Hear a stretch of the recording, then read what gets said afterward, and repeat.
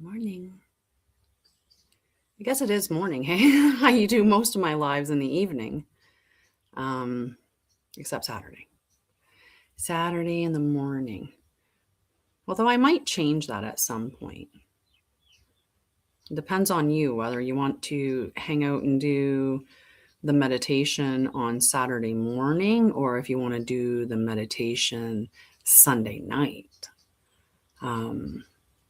But I think if I change the meditation to Sunday, I'll probably make some other changes at the same time. I'm so happy that I put it together and came outside to do the live out here because it's just such a beautiful space. All right, now I got to share on my other one.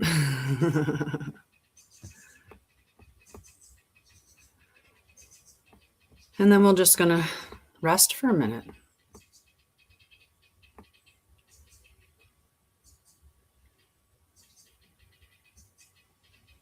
Good morning.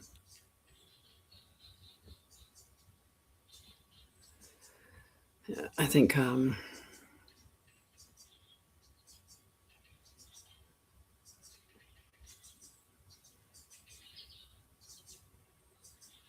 I might actually have to get up and go get my glasses.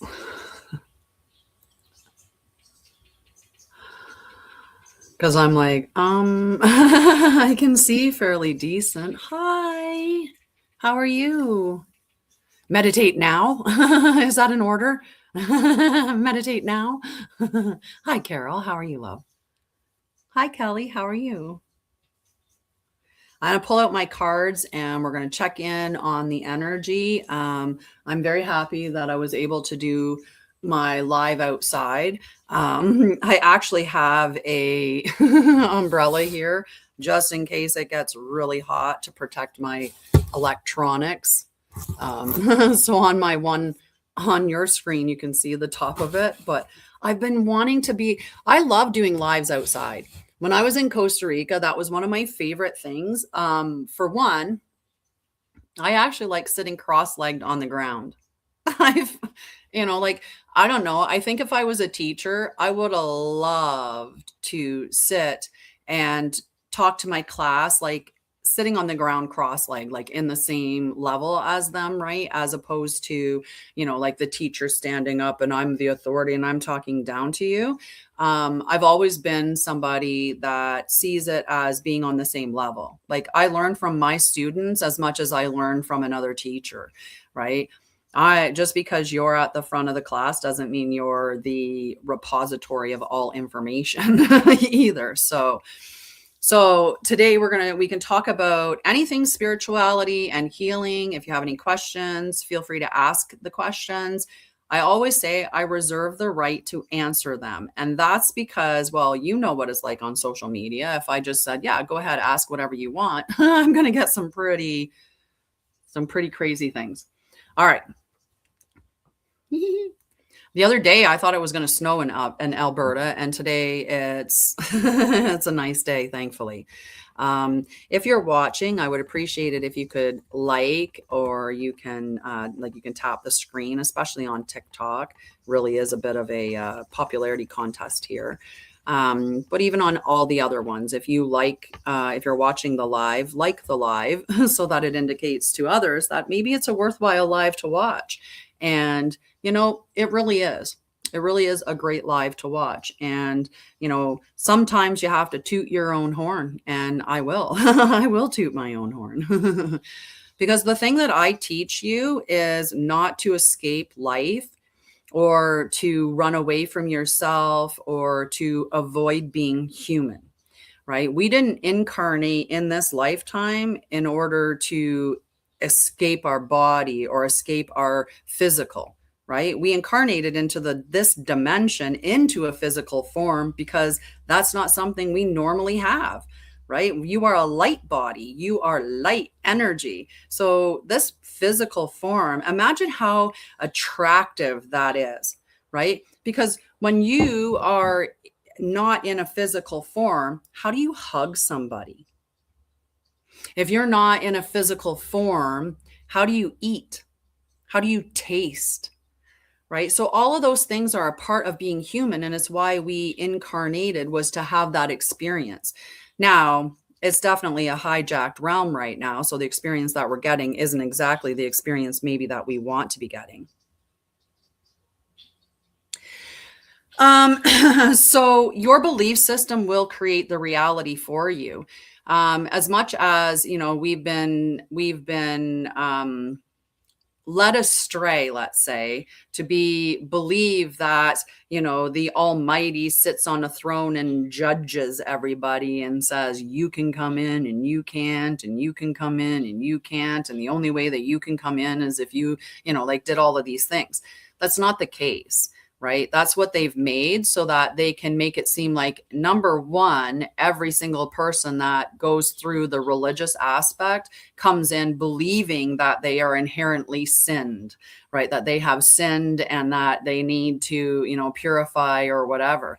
And that's not the case, right? Like, it's not the case at all. So the divine is all around us. It's the ether element. The ether element is the unifying field of consciousness that exists outside of us and within us. Within us, it's in all the space, right? And it is also that, the divine separated itself into all the life that exists to experience life. So source is experiencing life through you as a fractal. You are not God, but you are of God. It's no different than my children are of me, but they are not me. And when my children pass away, they don't come back to being me. That's not the way that it works. And the same thing with source. You're always the energy that you've been created to be. That energy is eternal. And at any point in time, you can choose to go back to source, like when you die, right? Like, you can go back to source, but you don't lose yourself in that process. You never become back into the all and forget who you were entirely, right? Your life is ongoing. You're constantly creating and aligning, like creating on your soul record, right? So however many lives I've had, I've always been me. I've never been you. I've never shared your spirit. I've never, and the only time that I say that can get a little bit confusing is when we think about how source separated into fractals. And as it came down, it gets to the monad, to the oversoul. Your oversoul would have separated into 12 fractals with a 13th gate. You could be the gate or you could be a fractal. That doesn't make that you're not real. You just go back to the main, right? To the main part of it all. So belief systems are big. Like, if you believe without a shadow of a doubt that after this life you are going to hell, then Creator will allow you to have that experience. So you will effectively create a hell for you to experience until you realize that's not the truth. You do not have to experience that, because it's all about the experiences. We want to have these experiences. And one of the things that source does not discriminate. It's like, whatever you're consistently focused on is what you're going to create. And people will say, well, then I'll focus on money. I'll just focus entirely on money and I'll create all kinds of money. But that's not the way it works either. Right? Because you have to look at, like, what is your focus on money? What is your underlying belief system? What is your nervous system doing right at this time? Because if your nervous system isn't regulated, it won't have the capacity to hold it. Right? You're welcome, Kelly. All right. I need a sip of tea because it's getting cold. It's getting cold.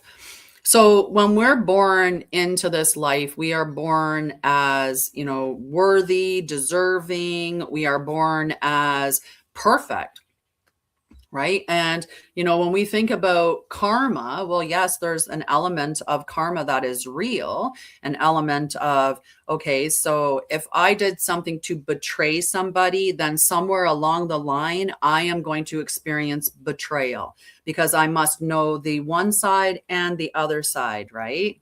Isn't it lovely out there? I'm so happy that I was able to do the live outside.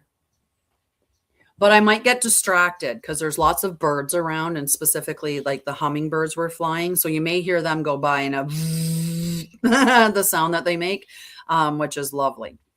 So when we, you're born perfect, you're born beautiful, you're born, like you're born divine. And then society starts to put all the stuff on you.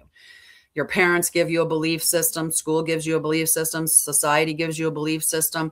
And next thing you know, you went from being divine and worthy and all of that. Oh, that's lovely. Lovely. Down under. Down under. So when we get these belief systems, then we start to think of ourselves as very small, right? If you had no ceiling because you knew that you were like infinitely powerful and divine and your life was eternal and you really understood the truth of everything, right? Your life would have took an entirely different course.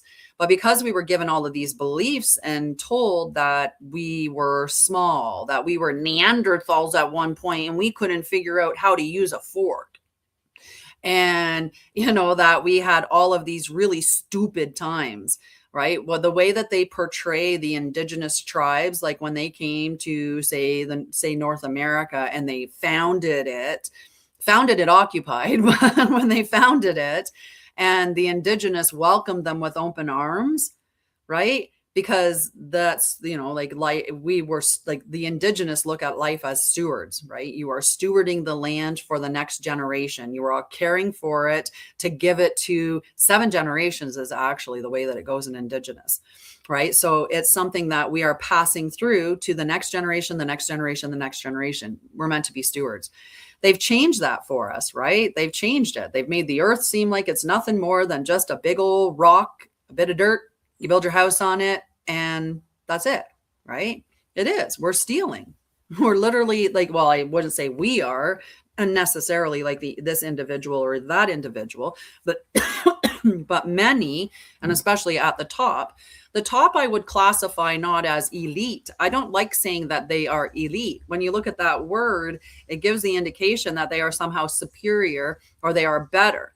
But I find that most of the people that are in the elite class are actually more parasitic, right? They're looshing your energy. They're stealing from you. They're spying on you. They're, manipulating you. They're trying to control you. They're concerned, so to me, that's a very parasitic class. And so the biggest thing that we can do is determine the truth, find the truth, and then live as the truth. And that's what I love to teach people.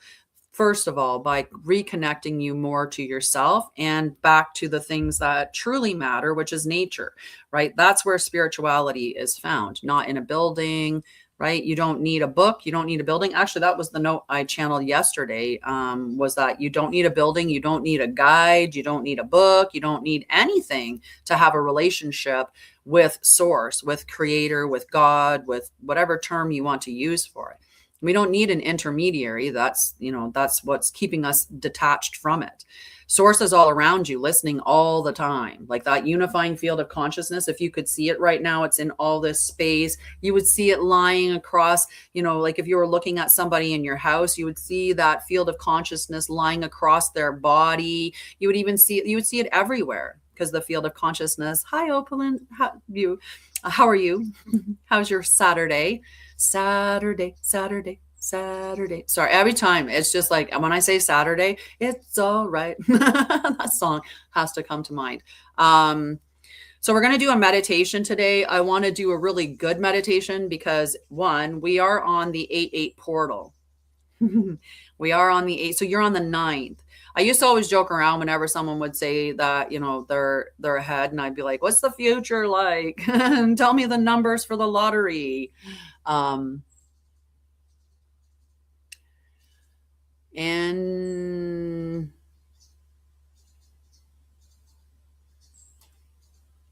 what makes you think that I'm here to pull cards? And what makes you think that you have any power over me whatsoever?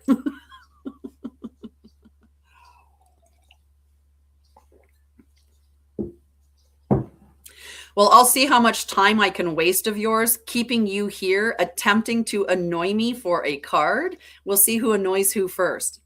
We'll see who has longer game. Okay? Because I mean, I'm not somebody that gets my chain pulled around by somebody else. I'll tell you that. All right. So I'm going to read the channeled message that I wrote this morning because it may be of value to those who are watching. And so it's a shame that such an incredible being has been convinced that survival is their purpose, that you, eternal light, divine being, would think your purpose is to work in a factory or restaurant or some other job, and that is your purpose. This world being hijacked and made to be this way is not your truth. You are meant to sit and observe the beauty of life around you. You are meant to shine in your glory, your truth, and share that radiance with others. The world has been shaped around productivity. If you aren't productive enough or aren't producing enough, then you are a blight to society. That is so far from the truth. The person who builds a house is valued no more than the person who tends a nest. Life and taking care of it is the point. You are meant to be the stewards of this incredible world you live in. You and everyone are meant to see all life as sacred, even when you don't like it or find it uncomfortable. The fly may not seem as appealing as the butterfly, but his purpose is valuable. Watch a fly meticulously clean himself, running his front legs over his face, running his back legs over and under his wings. The care he takes with his delicate iridescent wings is precious to watch. There is life all around you, and it doesn't have to be seen. It doesn't have to move. You don't have to think it's pretty or pleasing. It all has purpose and value, and so do you. Your purpose and value are not tied up in what you do for money. Your value extends far beyond that. You are valuable and worthy and deserving always. You quit? You have a question? I don't know if I have time for an answer. Because all you were doing, by the way, was giving me comments that just turns up as comments. So it's actually beneficial for my live. So you can go ahead and try to annoy me by putting a lot of comments in my live, but you're just helping me out. So I appreciate you. Thank you. Right?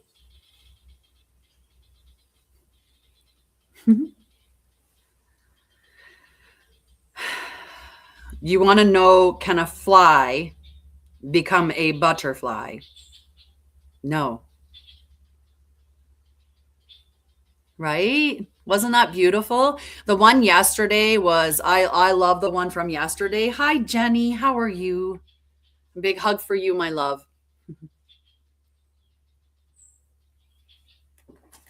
What do you think? Should we open a discussion and say that and ask, what do you think? Do you think a fly can become a butterfly? I mean, if we want to be cheeky about it, sure. If we put it in some butter. Yeah. People can, like there's a lot of loss that we deal with, right? Like we deal with a lot of loss in our lives, whether it's people or pets. And I know that when we're dealing with the loss of a pet, that can sometimes be felt even more so than the loss of somebody else around you. And that's because your pet is there consistently every day beside you, right? If Cass was to when Cass takes his final walk, I mean, I'm going to get crying. I can't even talk about him not being here without crying. So I can't even imagine like what you've experienced with Betty's passing. So I give you lots and lots of love, sweetheart. So you guys want to hear what the one was from yesterday? Because I think yesterday's message was really, really powerful. And I think that we should hear it. you can change anytime you want to, right? Most of the times our personality was derived from error, right? We decided that, oh, well, people like that, so if I like that, I can be connected. Well, people don't like that, so if I like that, people don't like me, or they make fun of me, so I'm just not going to like that. I'm going to hide the things that I like that people don't like, and I'm going to like the things that people like because I want to maintain connection, right? So oftentimes our personality is not what we think it is, right? So the one thing that you want to be doing is constant, like interoception is one of the best things that you can develop for yourself, right? The ability to question why I do the things I do, why I think the way I think, why I believe what I believe, why I react the way that I react. Having that ability is beautiful. Right? Did you like that? A fly turns into a butterfly when it lands in butter.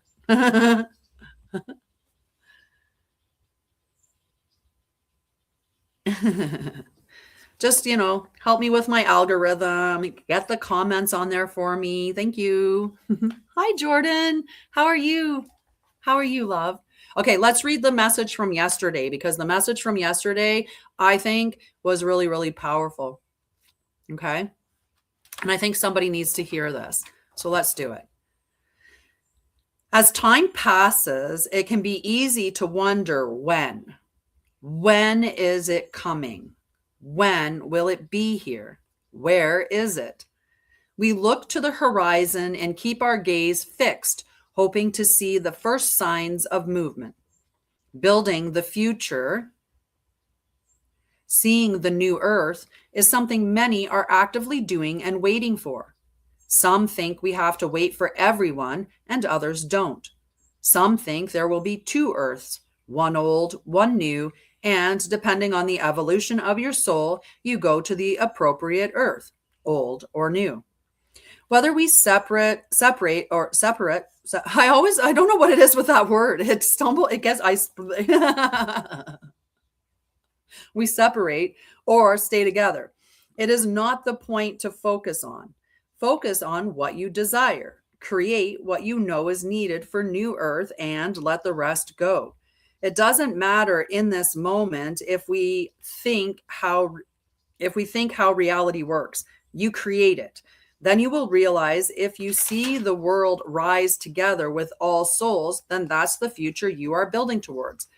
If you see that some souls have no desire to come to New Earth, for they truly do love how it is and the dark future they are equally creating, then the new Earth you are creating will be manifested in that way. One thing we know is that it is frequency based. Not all souls will rise to the occasion. Maybe those souls will die and be reborn in New Earth without the veil in place. A new soul on New Earth would not be the same. They would experience their truth and the truth from birth. They would receive love, safety, and the right environment.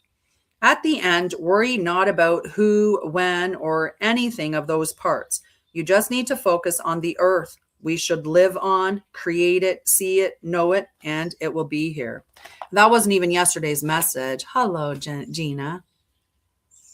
That wasn't even yesterday's message. I read the wrong one. So somebody needed to hear that. I think somebody's waiting and wondering about the creation and where is it? When's New Earth going to show up? Right. And we're constantly looking to the horizon to see those first signs of it coming, but that's not nice. Thank you. Hi, Jeff. How are you?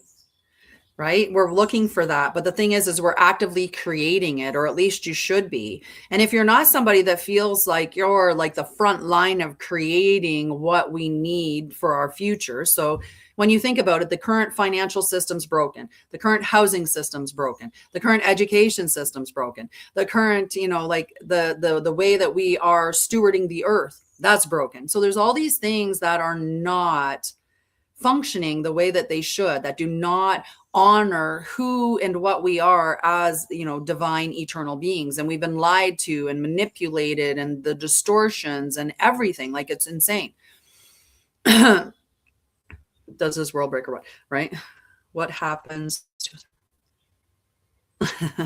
So our whole thing is that if you aren't somebody that's creating, say, the new financial system to replace the old, or new education to replace the old, or new healing to replace the old, or new housing structures or anything like that, if you're not creating those things actively, then at least be somebody who is holding the vision of new earth in your mind, like of the future that we want to see.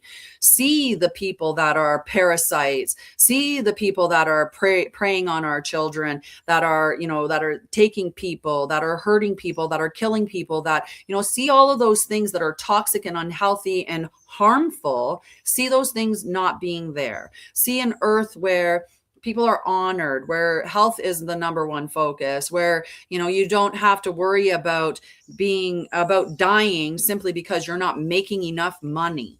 Right? Like that should never be a factor for a human to have to consider. We should not have to worry that if I'm not making enough money, I could die because I might not have enough food, or I might not have housing. I might be out in the cold when it's -40.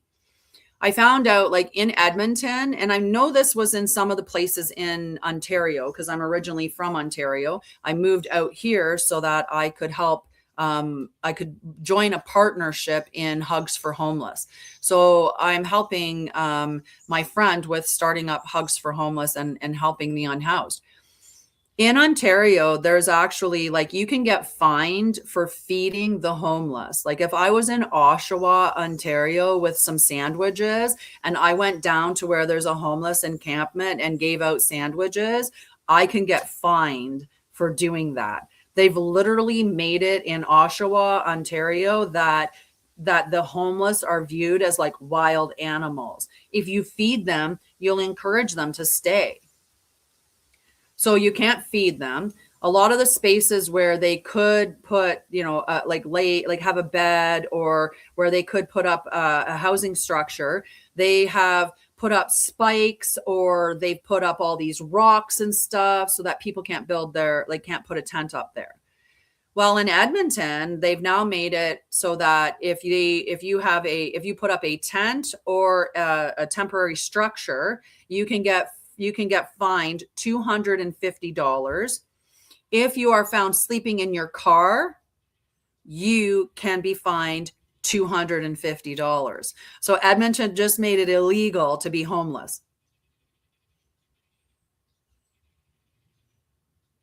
Right? Like we are treating human beings like disgusting little things, right? We've dehumanized them. They talk and talk and talk in the homeless communities about how the unhoused are addicts, right? And they push the addict idea because the more that you think that it's just someone who's a big old druggie, a big old, someone that's a criminal of some sorts, then you don't have to worry about them. You can dehumanize them. You don't have to worry about it.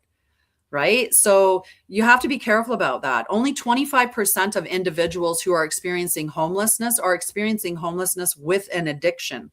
When they become long-term homeless, then those individuals that experience it for a long term, that ends up becoming like 28%. But every single person deserves dignity. Every single person deserves hope, and every single person deserves our kindness and compassion.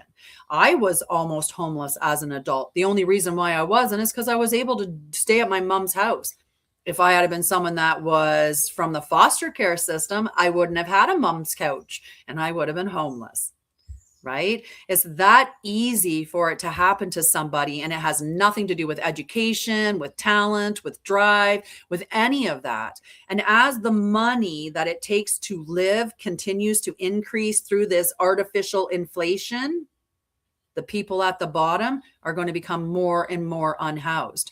In Canada, they're making changes to the MAID program, right? So now they're saying that they can just go scoop you up off the street and put you in an institution, especially if you have addictions, right? They can just go snap you up. They're looking at like doing the same thing with people with mental health, right? It's not that there's something wrong with the individual. There's something wrong with the entire structure of society, and that is why we have homelessness. right? The fact that Canada just said, hey, you know what we're going to do? We're going to send $250 million to other countries, but we're going to charge $250 to an unhoused person who puts up a tent on public property. We're not going to address the issue that we have at home. We're just going to give money away because we're not actually giving it away. It's just money laundering in its finest, right? Like that's just the way that it is, right? It's just that money laundering in a different way, right? Take it from one pot and put it in another. Unconditional love, absolutely. Absolutely. Hello guys, how are you? So yeah, that's been, I do want to read the note that I was going to read yesterday, like that I wanted to read from yesterday, and I actually picked the wrong note. So let me please read this channeled message. This is the channeled spiritual message that I channeled yesterday, but I thought it was so beautiful that I really just want to read it to everybody. My sweet children, I wish you remembered me, not like I've been made to seem, but my actual truth. I wish you could see me in you, in your child or parent. I wish you could see me in the plants and trees, in the animals and birds. I wish you could see me in the sunrise and sunset. I wish you could see me in all the space around you. I wish you could see how alive I am when you enter relationship with another. When you care for the cat and dog, giving scratches to their belly, I am there. I am there when the bird chirps at the feeder. I am there when the rain pours and the sun soars. I am all around you and within all life. You don't need a book. You don't need a guide to tell you how. You don't need a savior, a building, or a bunch of rules. You and me are we whenever you stop to notice me. When you speak to me in the wee hours of the night, I am there. You are not simply speaking to air. I have asked that you share your burdens, but do not become them or be overwhelmed. Lay them down at my feet and know you are safe. Thank me for the joy and love in your life. The more you tell me what you love, the more you focus on something, the more I know you want it. Remember that when it comes to the bad stuff. If you don't like it, don't put your attention on it, or I might be mistaken and think you want more. I am all around you. I am in every bit of life, and life is sacred. Right? Life is sacred. It is. Okay, I'm going to see if I can move my... Try to find a spot to put it so that we keep in the shadows, in the shade. Oh, don't get there. Set you right there. I think that'll be good. I just have to keep the heat off the iPad or else it'll overheat. And also I have to keep the light so I can see the words. Right? So that is our beautiful, like the messages that we wanted to talk about. If you have any questions, definitely ask me questions. I love to interact with people and I love to answer questions. We are going to do the meditation today. The meditation I'm really excited about because it's the 8-8 portal. Now, always be careful with whatever you're doing when it comes to like big energetic events that really get pushed around society these days. A lot of stuff that we see is done through the tropical or seasonal astrology lens. And when you think about that, if we're sitting here right now, and I'd have to look and see exactly where the sun, moon, and star, like where everything is right now.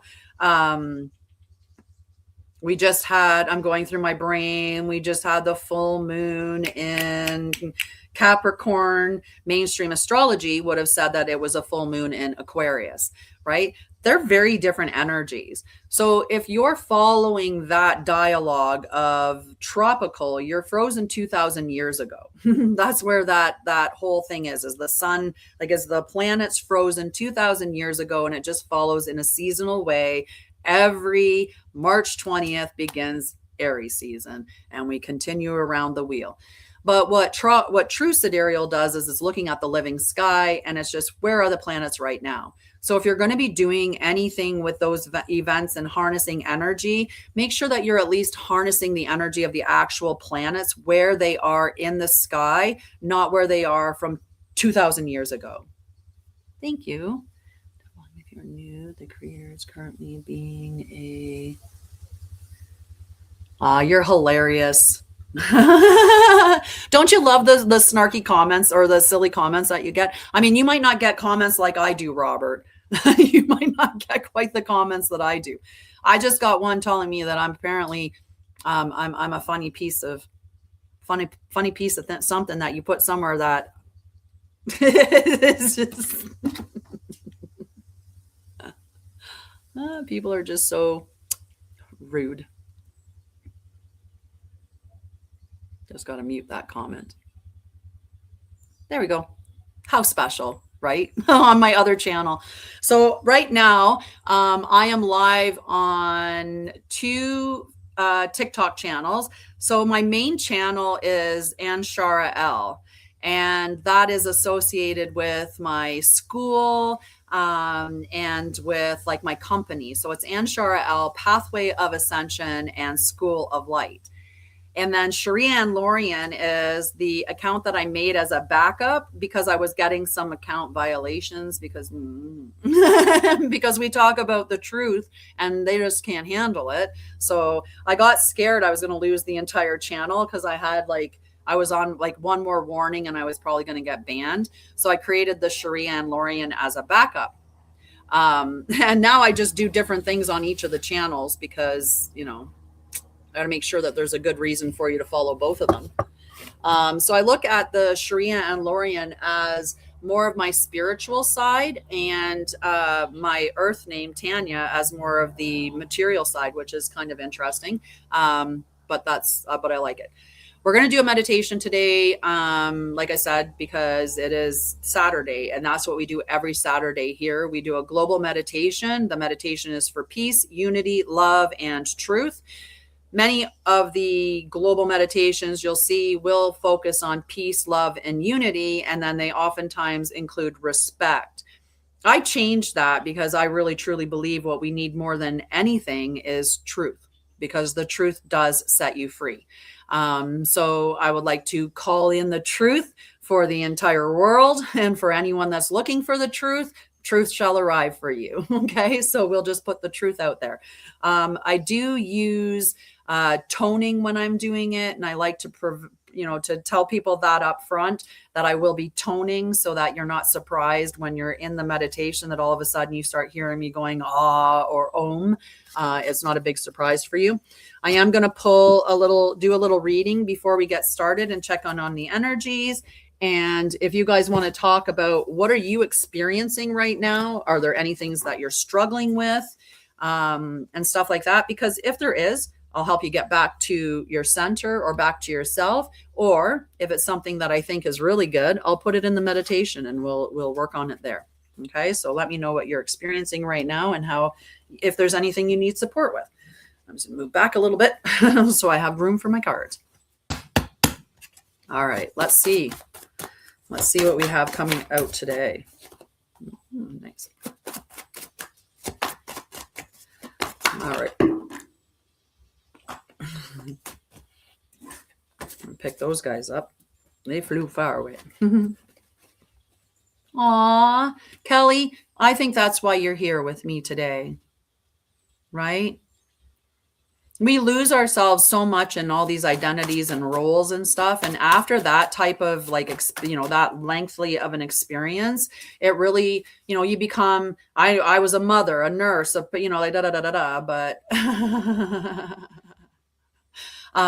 stuff like that. I'm actually a creator. That's what I would say. I create my cards for a reason, right? Like I did all the pictures on these cards.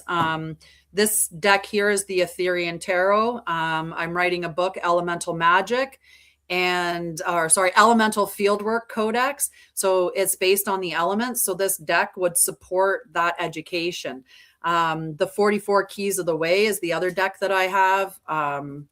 and this supports the study of consciousness and following the 44 keys. The 44, the sacred teachings of Yeshua was the 44 keys of the way.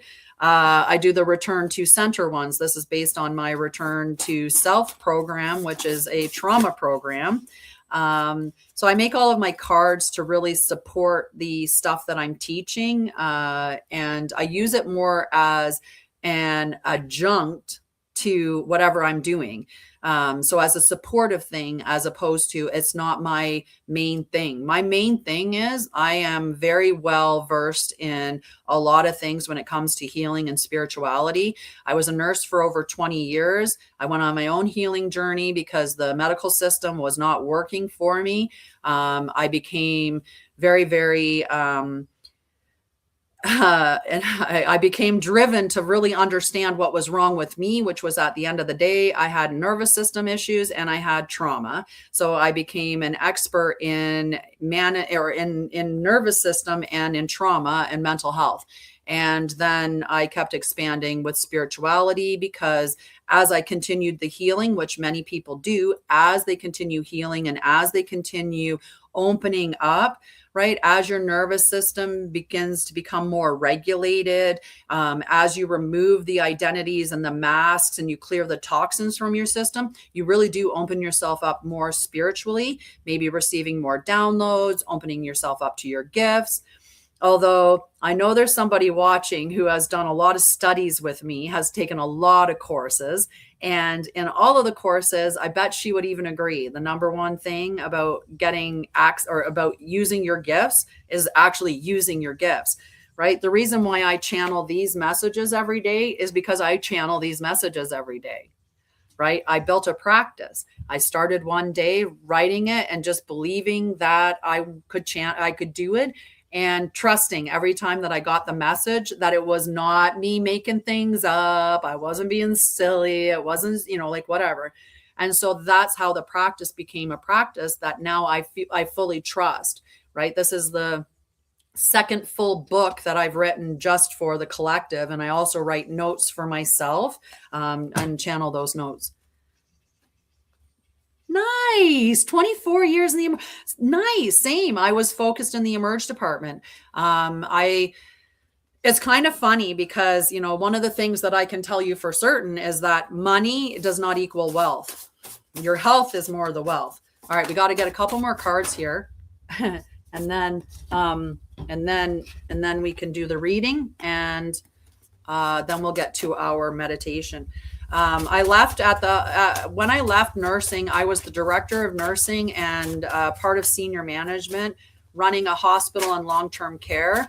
My direct areas that I looked after was the emergency department and acute care.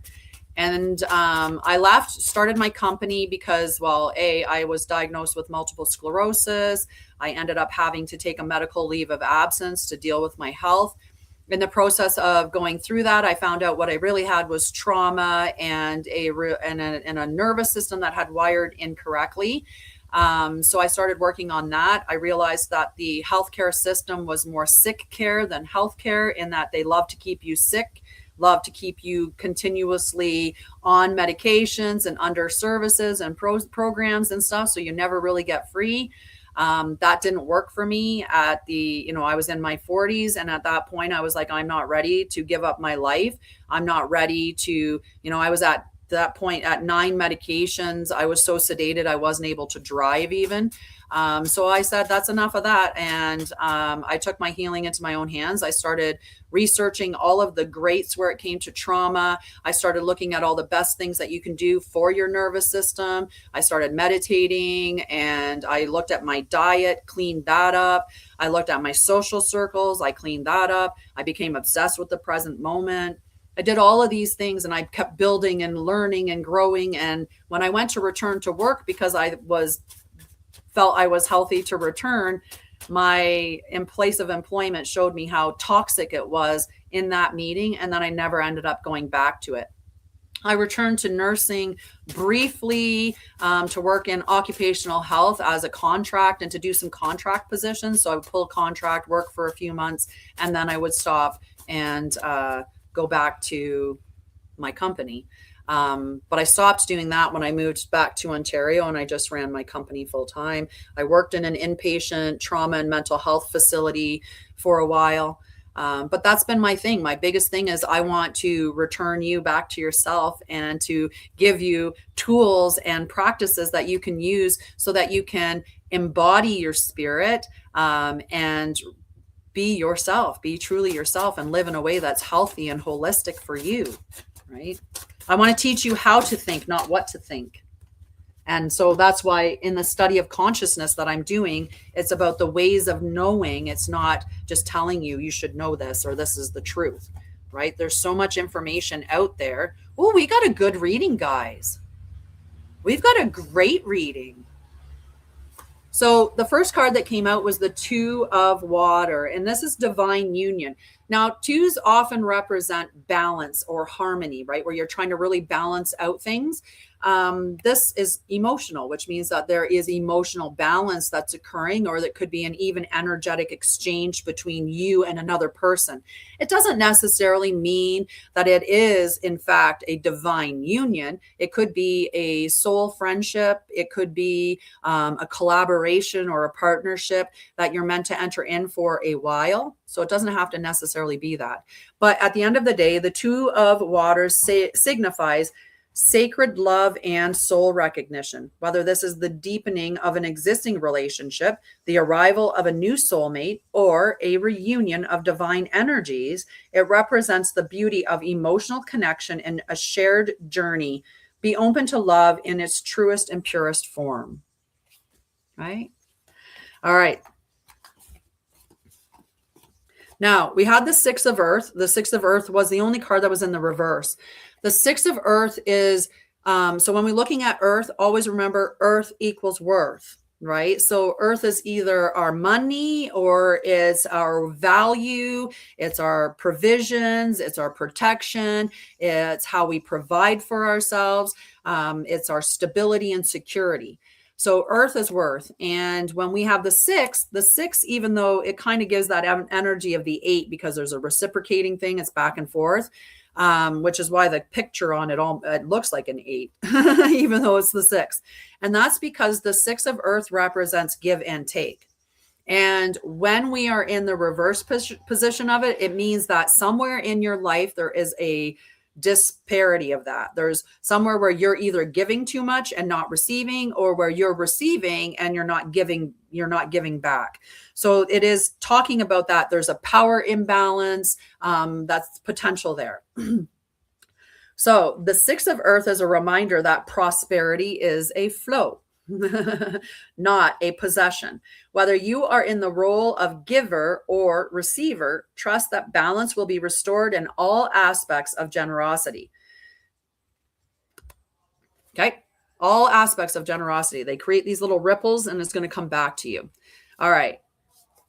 We also got the Judgment card and the Six of Fire. And these two cards together are just so powerful, because they're both speaking to, in a way, the same thing. The Judgment card is about really recognizing who you are and standing up in that thing. This is the Divine Awakening card. It also represents Ophiuchus as major arcana. So for the tarot representation for that particular sign, which the Ophiuchus is actually a gate, not a full sign.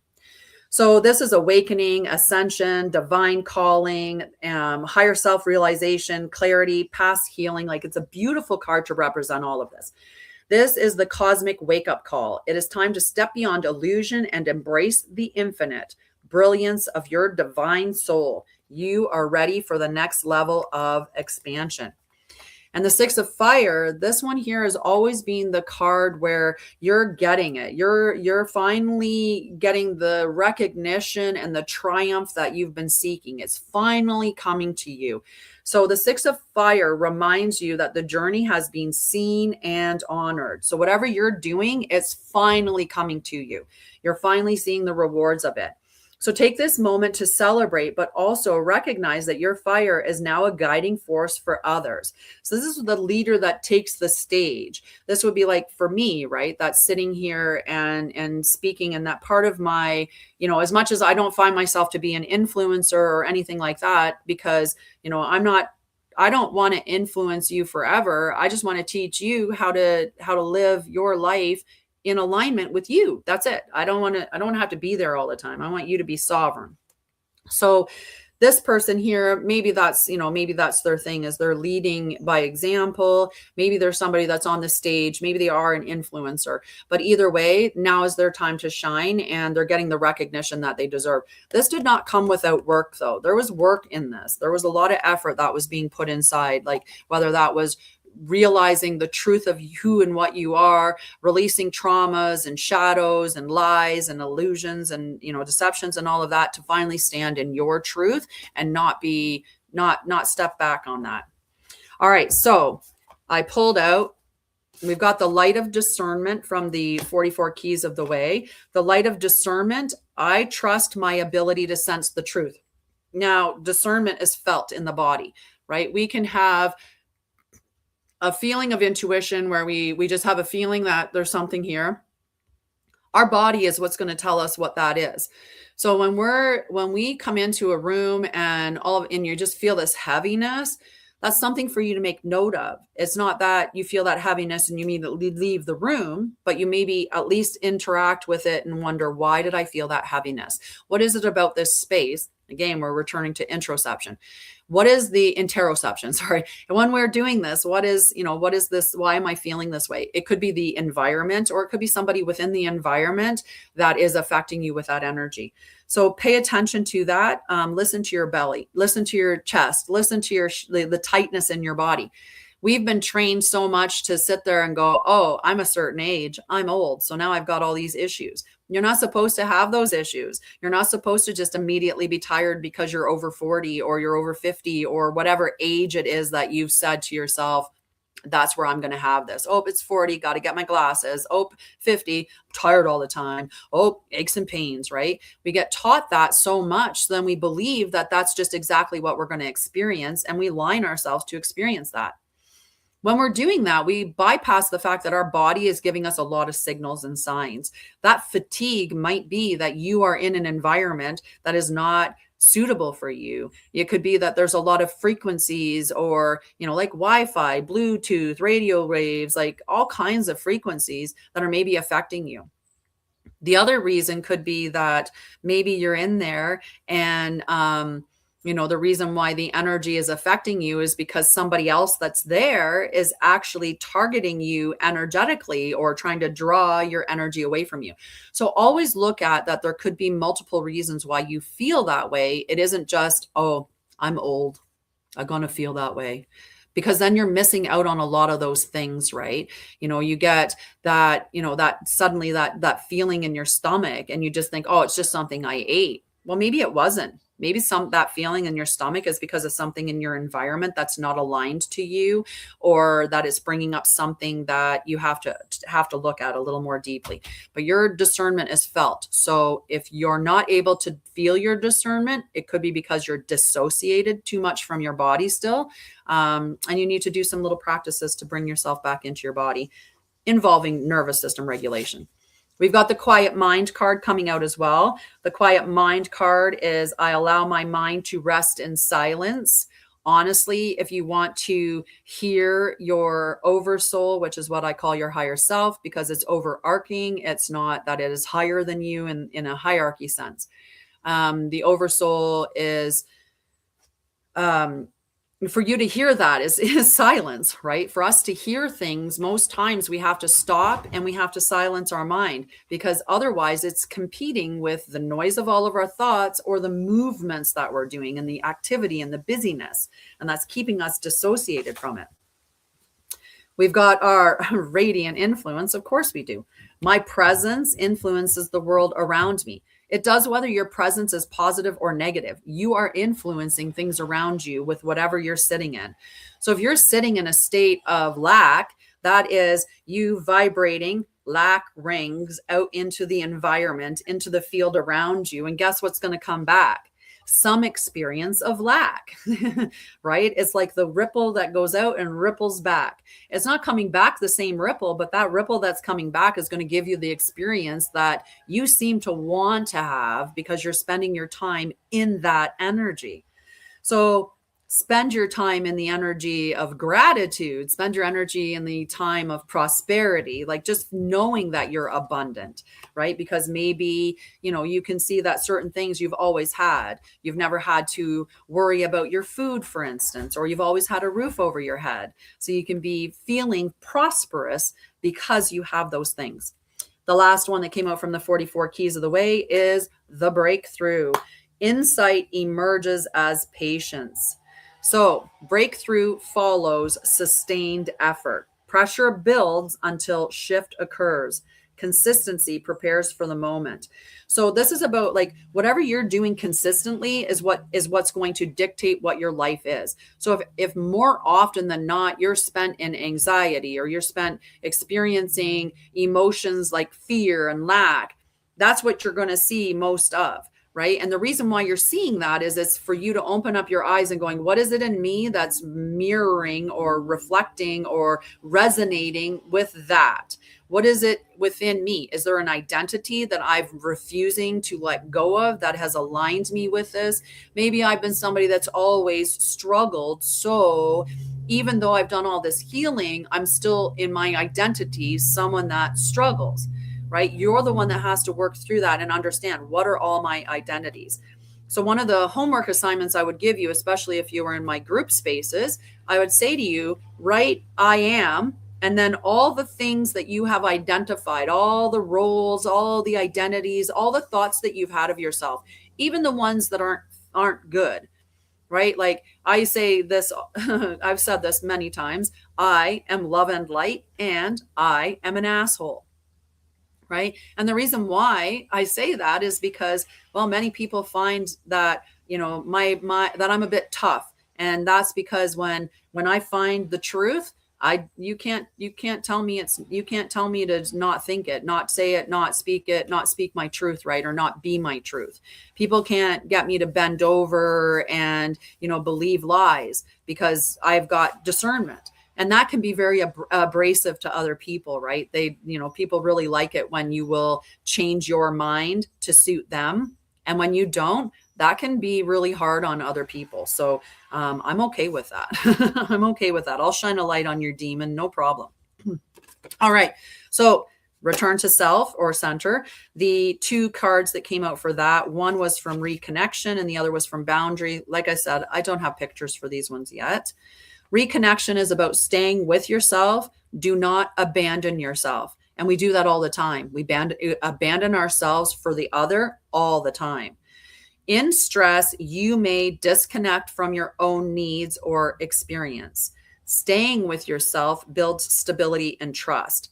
So when you're feeling stressed and you feel the urge to sometimes we'll be in an experience and our go-to is, oh my God, I got to make sure that they're okay. I used to do that. Get into a big, huge fight with your partner, and even though there's everybody brings a piece to it, I brought a piece, they brought a piece. So there's my part that I played in that.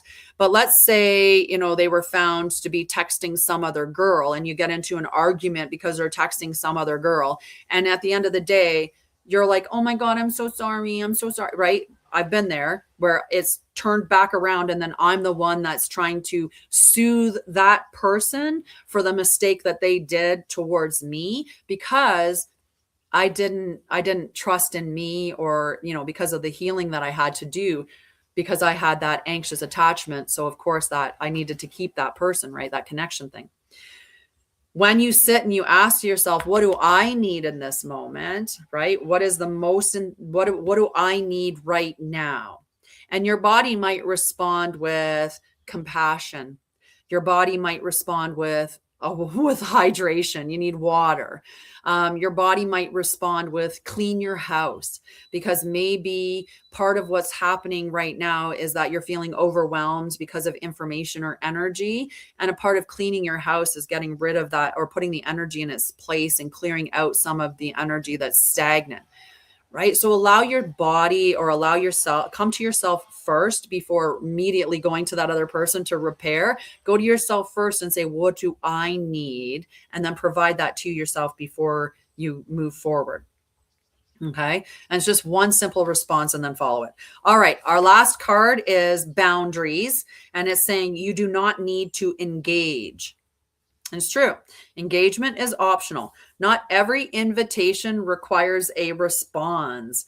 Choosing not to engage is a valid and often stabilizing option. And if you think about somebody like me doing social media and going live like this, somebody comes in. I mean, I had someone come in one time making all kinds of comments about I had a turkey neck and all this other stuff. If I engage with that, right, that's destabilizing for me. The best thing that I can do when somebody does that, if they come up and they, say something really, rude and, is just to go and block and just be done with it, not give it any moment of my time. So in this one here, you do not need to engage in everything is asking you to just delay your response. Just sit with it for a moment and determine, is this something that actually requires my engagement?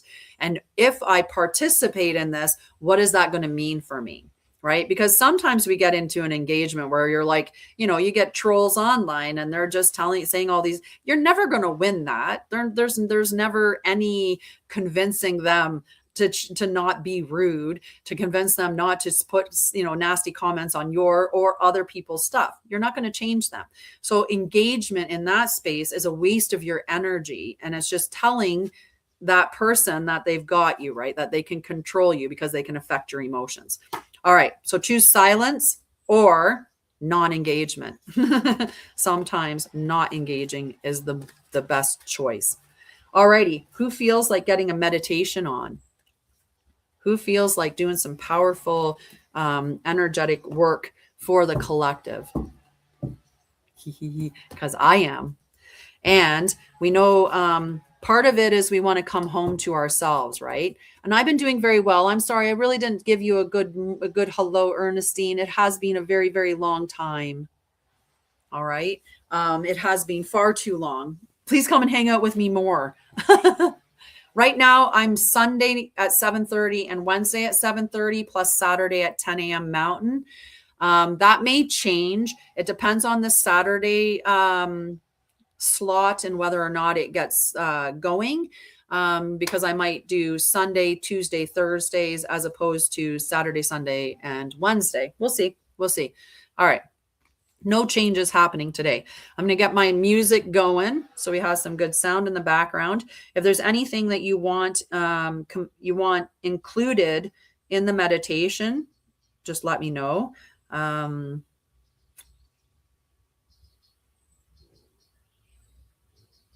one of the things that I actually offer is custom journeys or meditations. They're two different things though. Custom meditation won't necessarily, it gets a meditation. It can be about, like you want a bedtime meditation, or you want, a meditation for that. But a custom journey is you have something that you want to address or work through or clear, or, you have something that you're struggling with. I'm going to have a questionnaire that you fill out. And then from that questionnaire, I'm going to create the custom journey for you. And then you'll get the MP3 or whatever, you'll get the file and be able to listen to it as much as you need. All right, let me get and if anybody has any questions about anything that I do, anything that I offer, who I am, where I came from, what my background is, any of that stuff, ask.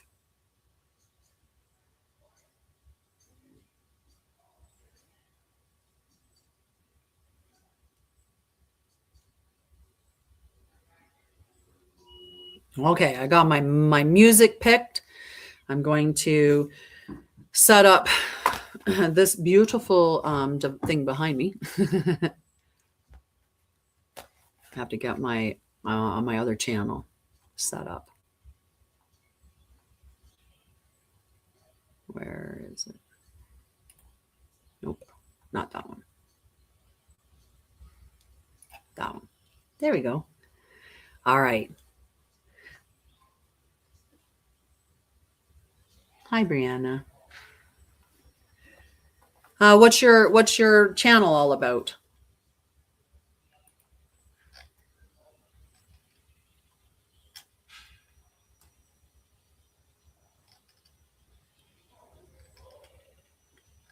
Because I don't just follow anybody.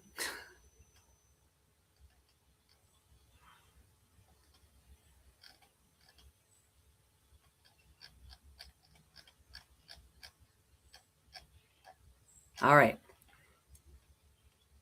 We are good. Just a side note, if you have, no matter which channel you're watching from, once I get going, if you can just make sure to let me know that the volume is not too loud, that would be awesome. Just to make sure. Okay. All righty. All right. Nobody has anything special that they want added into the meditation, besides like there's that element of finding ourselves.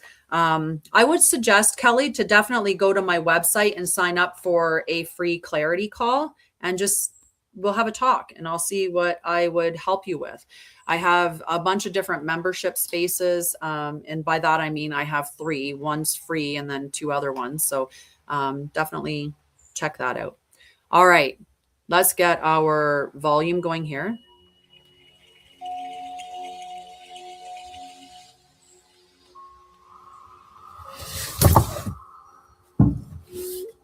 Perfect timing.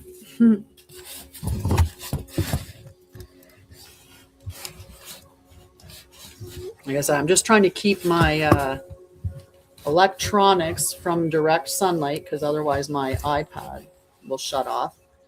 And trying to, okay, I think we got it. I think we got it to sit there. Okay. Get you guys all set up nice and right. Can you hear the music, and is it too loud?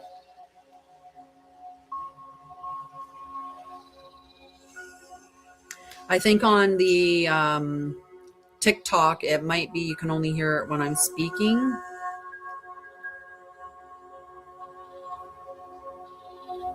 Yes, no, you can hear it, but when I'm probably when I'm speaking. Yeah, I don't know how to fix that with TikTok. I don't know how to make it better sounding. All right, let's get started.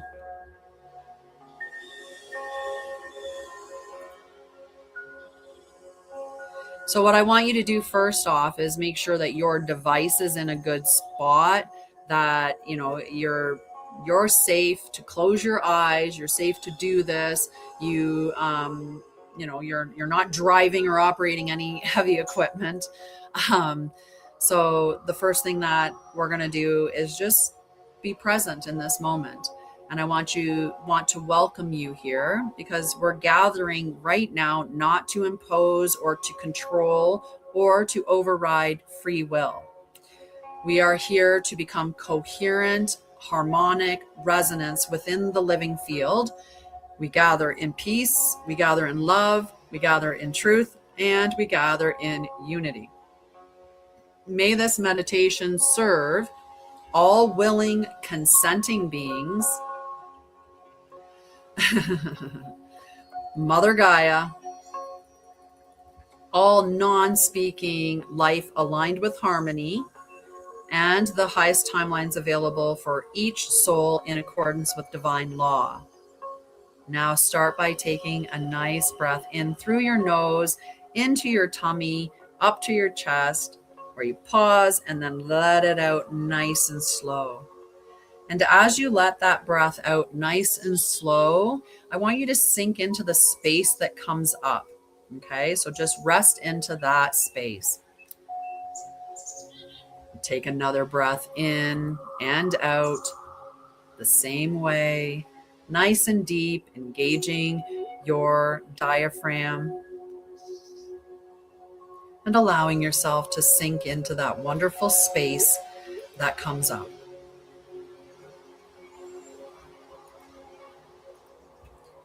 On the third breath, you may find yourself in a more relaxed space where the sounds around you start to fade. Your voice becomes quiet in your mind. Now, before we transmit outward, we are going to stabilize inward.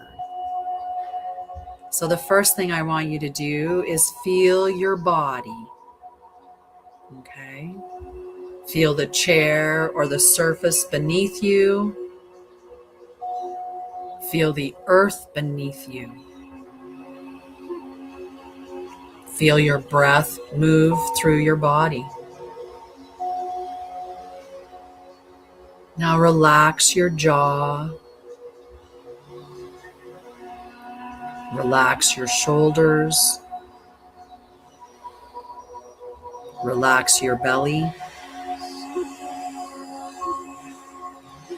There is nowhere to force yourself to be.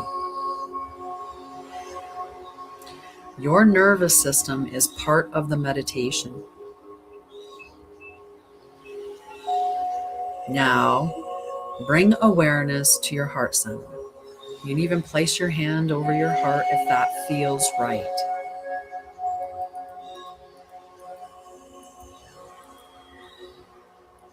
There is a black gold still point in the center of space. I want you to visualize this luminous point of stillness in the center of your chest. This is a point before thought, before fear, before separation. This is the still point, the eternal center. I'm going to begin toning now, so you are prepared.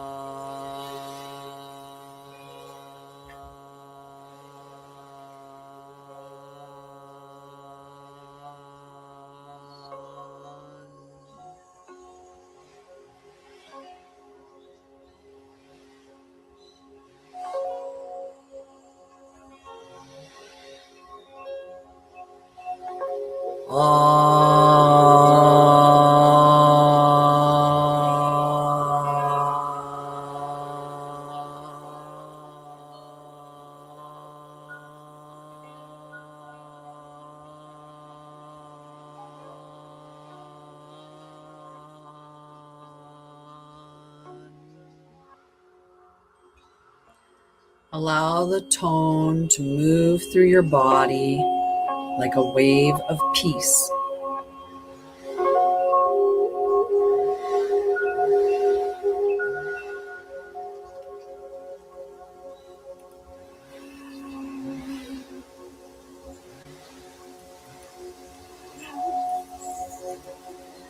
Now visualize two spheres of light overlapping, one above, one below.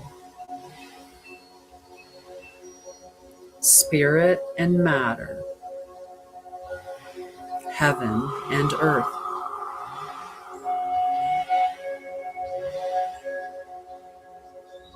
Self and source.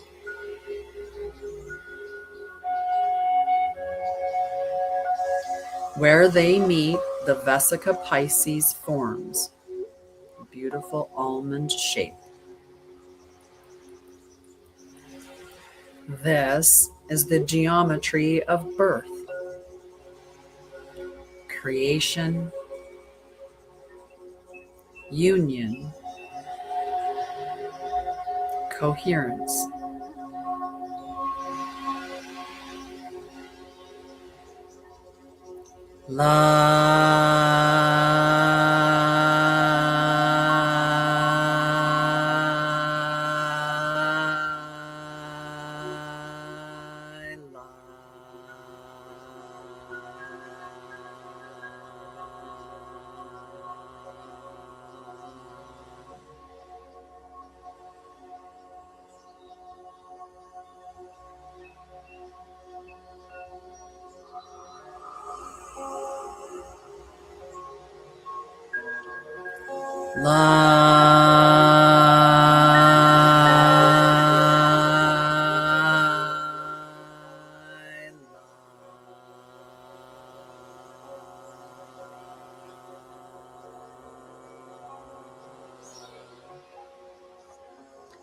Allow the field to soften. Allow the heart to open naturally.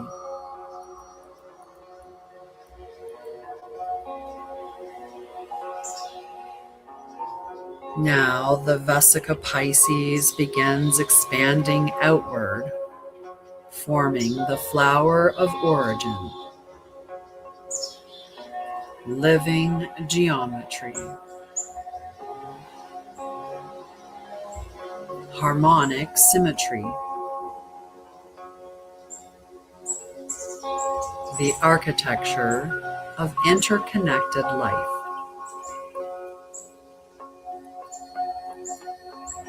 See every circle connected,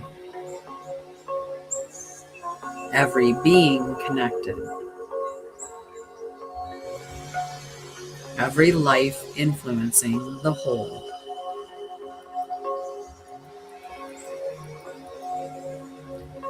Now we send harmony through the emotional waters of humanity and Gaia.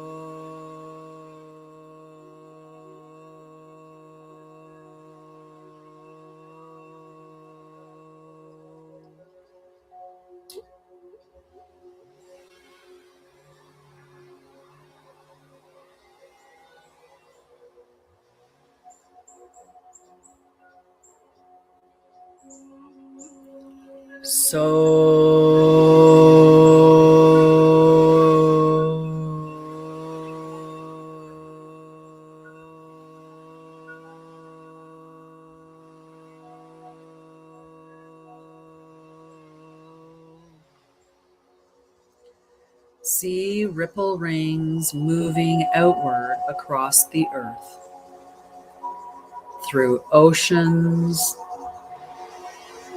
through hearts, through nervous systems.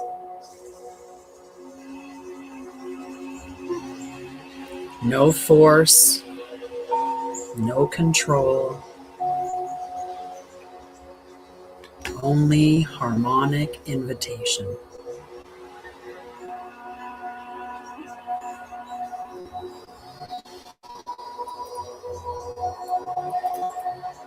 Now see an emerald gold rose geometry expanding from the heart, from the center of the flower of origin. A rose spiral emerges. The harmonic geometry of love. Not attachment, not possession, not emotional control, but coherent love, stable love, living love.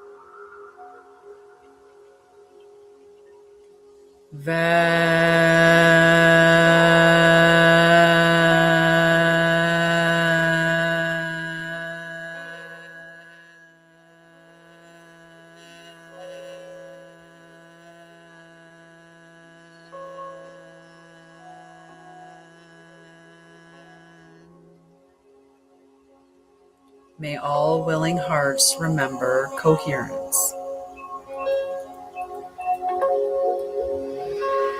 Now visualize a golden Merkaba surrounding the earth.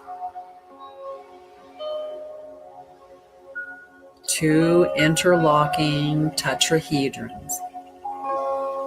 1 triangular pyramid facing upwards. 1 triangular pyramid facing downwards.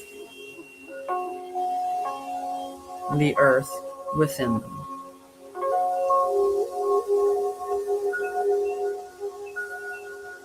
See these interlocking tetrahedrons spinning in perfect harmony.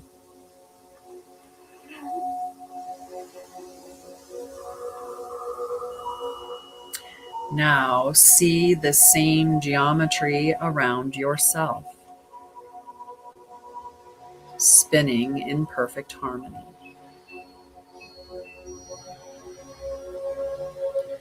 Both yours and the planetary light body stabilize. And don't worry if you can't visualize it. Know that setting the intention is enough. Your oversoul knows what to do. Now we anchor into Gaia.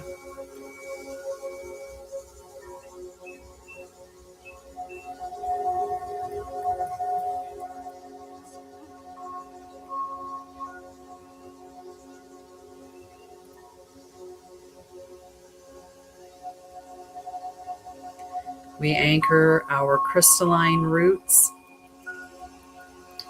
into the earth, descending into crystal, water, stone, soil. See the energetic roots that you extend into the earth, connecting into the mycelium network.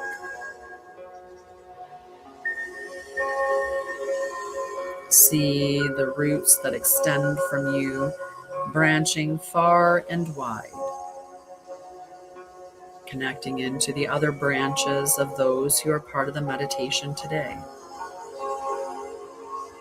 allowing our energy to amplify the work that we are doing for all consenting beings, including Mother Gaia herself.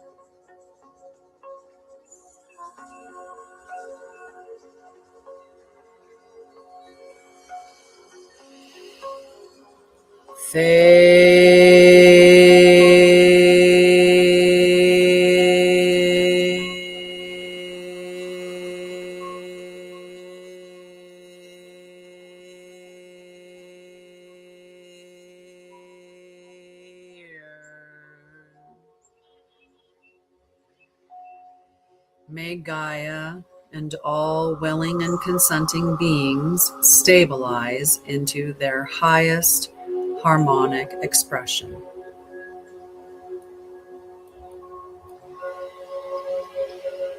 Now, above the earth, see the canopy of stars, ancient suns, living consciousness, cosmic memory.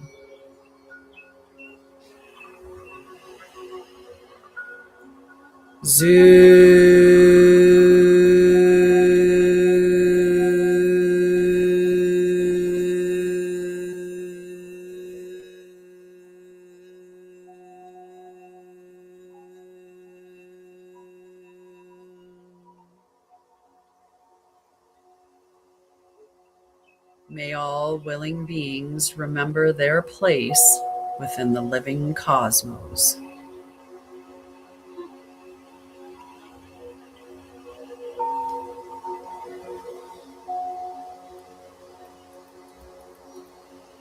Now I'm going to go through the tones that I've done in this meditation.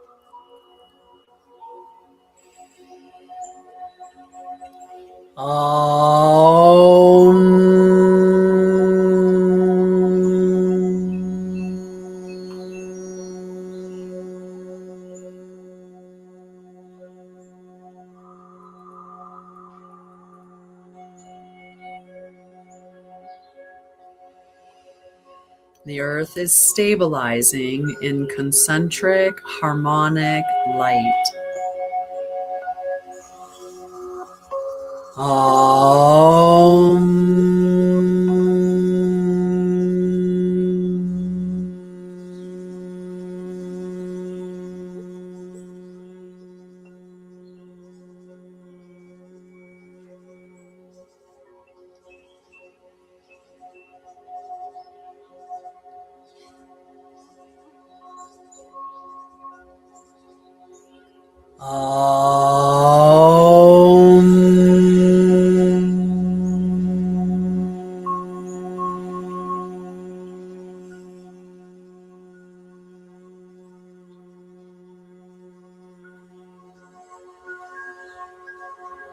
Feel the field settling. Feel peace without force, love without attachment, unity without assimilation, truth without fear.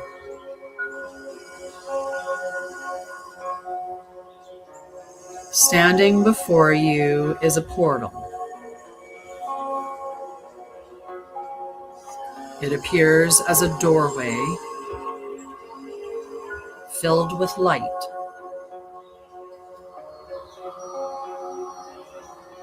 As you walk through this doorway, it is a remembrance, a reconnection, a realignment with your true self. It will reveal the masks and identities and roles that you have taken on that are not yours. It will reveal them as garments of clothing that you no longer need to wear.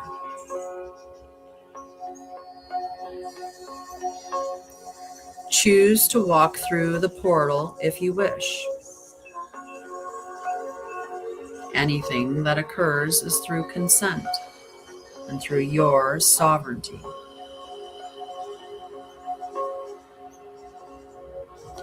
As you walk through the portal, or walk around it should you choose not to experience it, you see a bell before you.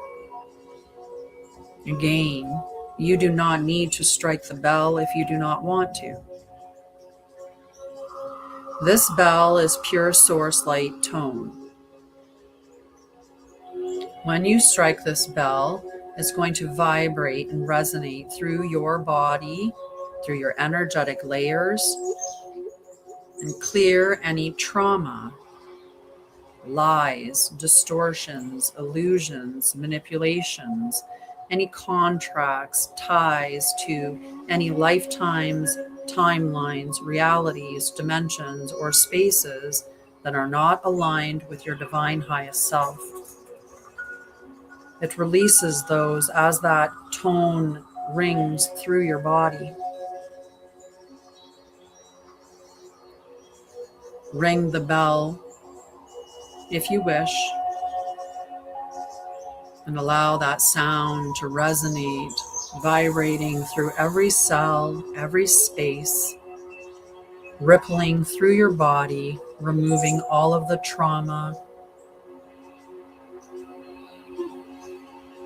all of the lies, all of the illusions, and all of the contracts made and false.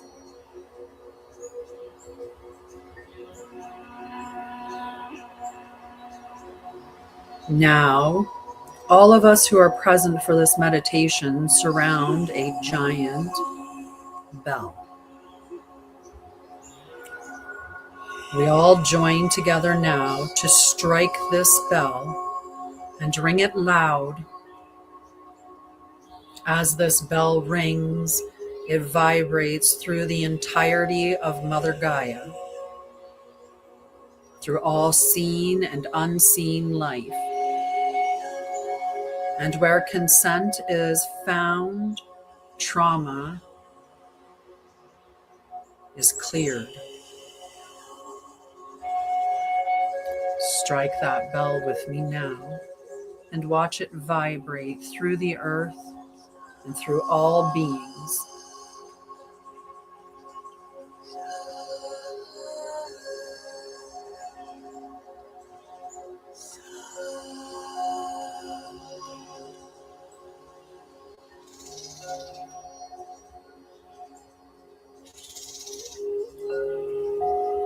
May this transmission offered today serve only the highest good, divine love, divine truth, divine law, and the sovereign evolution of all willing beings. May all life move toward coherence, greater coherence, peace, and remembrance according to its own sacred path. May Mother Gaia be supported in her highest harmonic expression. And so it is. Now take a breath in, feel your body, exhale. Bring your awareness to your feet. Bring your awareness to your seat. Bring your awareness to your heart space. Feel the earth. And when you're ready, gently return. Welcome back. Hi, thank you for following. I'm going to pause the music. Make sure, because I did hide my notes, my comments, unfortunately. I blocked them.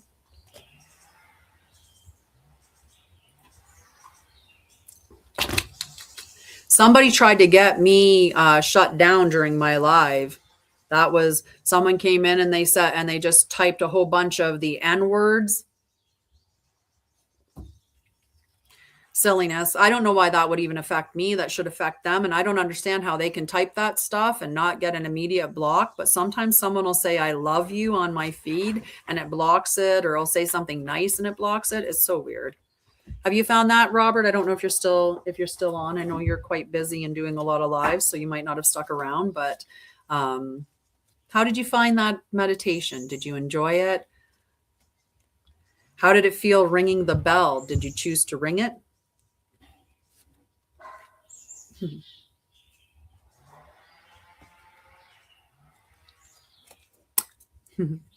Love you. Hi, Jer Bear. You just missed the meditation.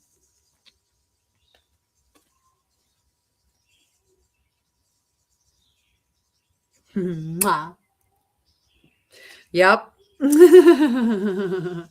8-8 Lionsgate. Hi, Bob Life.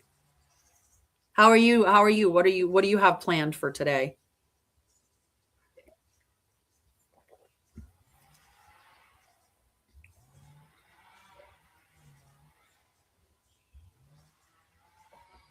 You know me, I'm always creating things.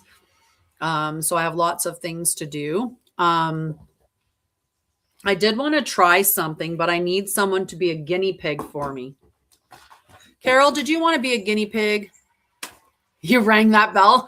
Boom, boom. Clear the trauma. In there, just dong, dong, dong, dong, dong, dong, dong, like the monkey. Bong, bong, bong. All right. Okay, I want to try something. Will you let me use you as a guinea pig, Carol? Unless somebody else wants to offer themselves up, but I think Carol will definitely allow me.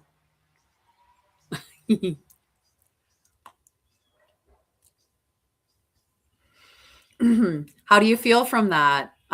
Did you enjoy it? Do you think I should like tweak it a little bit? Is the toning too much?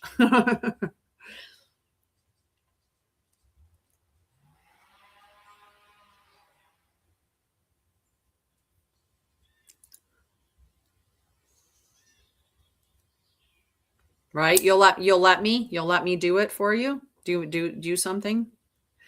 I wanted to try channeling a message online and channeling the message that someone most needs to hear. Hi, I haven't seen you in a long time, Shalashni. How are you? How are things going?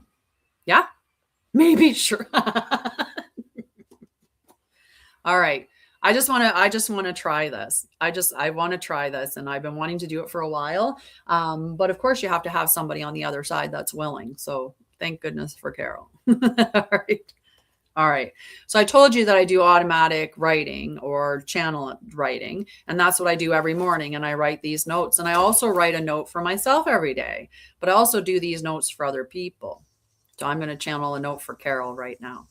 Okay.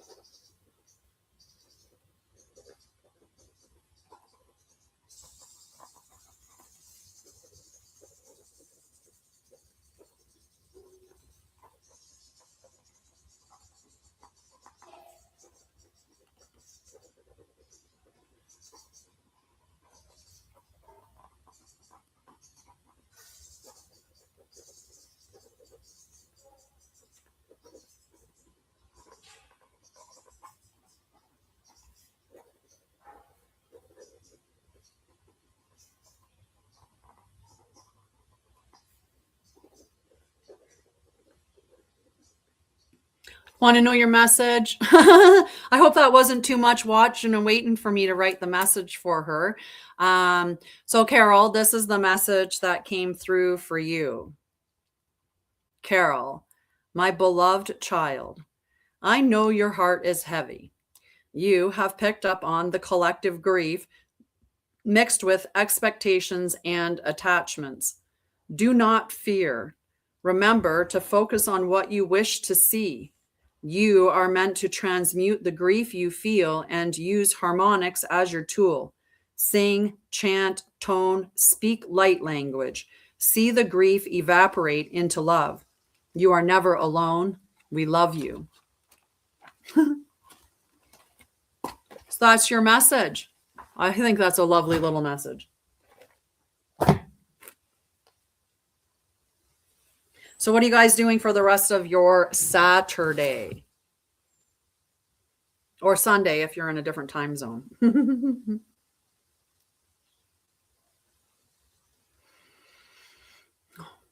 Right?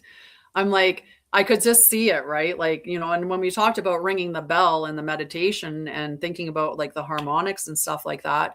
But yeah, any of that. And all of us have to remember that it doesn't matter who you are, whatever your focus is on, whatever the overriding energy that you spend in is the life that you're creating from.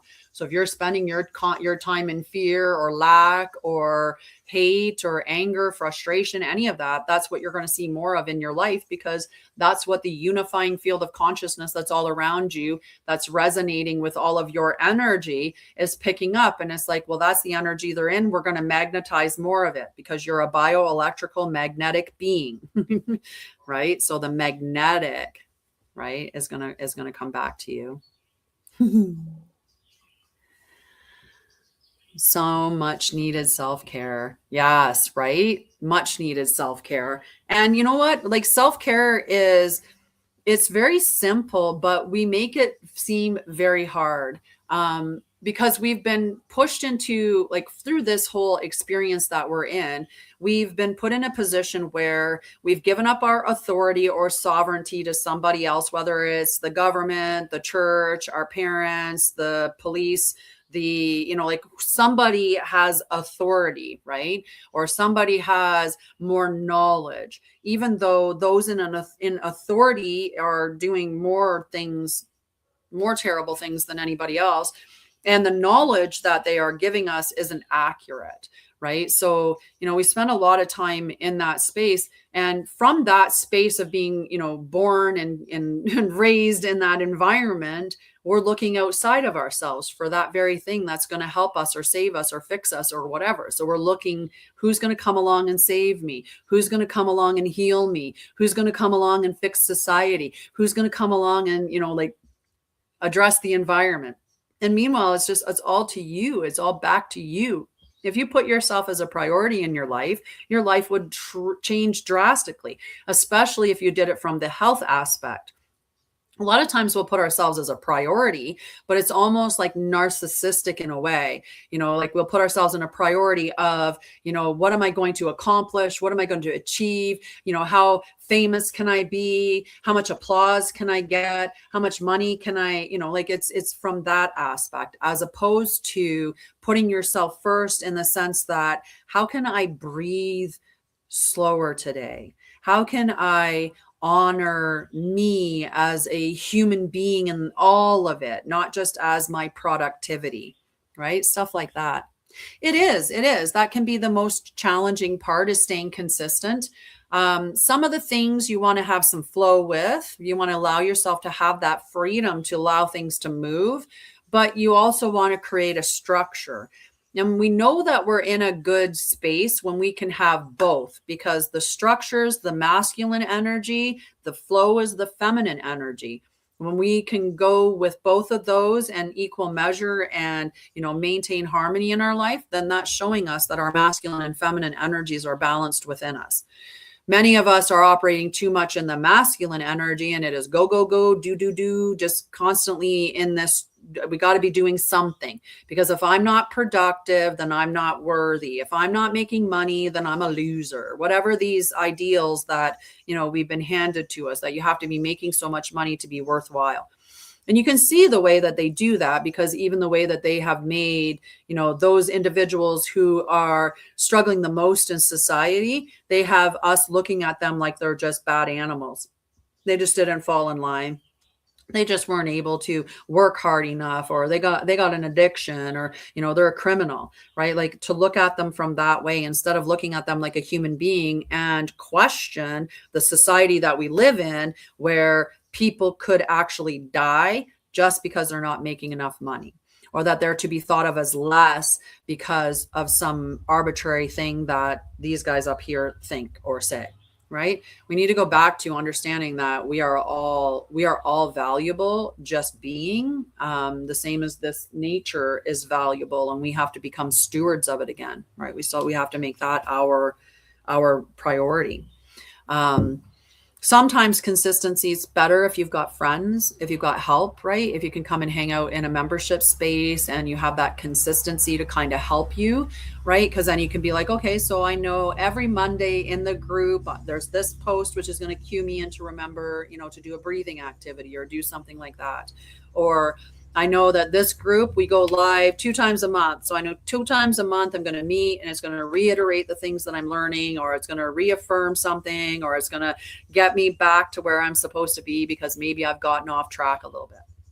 There's lots of those things available. You can hang out here with me.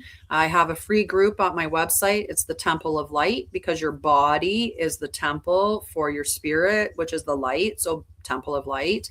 I also have the Balanced Self Sanctuary, which is a great membership space for those who are on their healing journey. Maybe you're dealing with triggers, you're dealing with your window of tolerance, you're regulating your nervous system, you're working through all of those. That's the one group that I have. And then the other group is more for those who have done that healing and stabilized it, and they're more in the awakening, my mission, my purpose, my passion, staying consistent long-term with those things. The one that we did, the session that we did last for the Embodied Leadership Circle was called Courage Over Comfort, Leading When the Path is Uncertain. What a great one that was. That actually was so, so good for me even. I was like, oh my gosh, by the end of it, I had really peeled back another layer for myself. So it was really powerful. The last group meeting that we had in the Balanced Self Sanctuary was the stories we tell ourselves, how our inner dialogue shapes our reality, like how the stories that we tell ourselves can affect our reality. The next one that we have in the Balanced Self Sanctuary is Self-Trust is Built, Not Found. And the next one in the Embodied Leadership Circle is Influence Begins with Presence. I think it's about being present with influence. I'd have to look at it to be certain with it.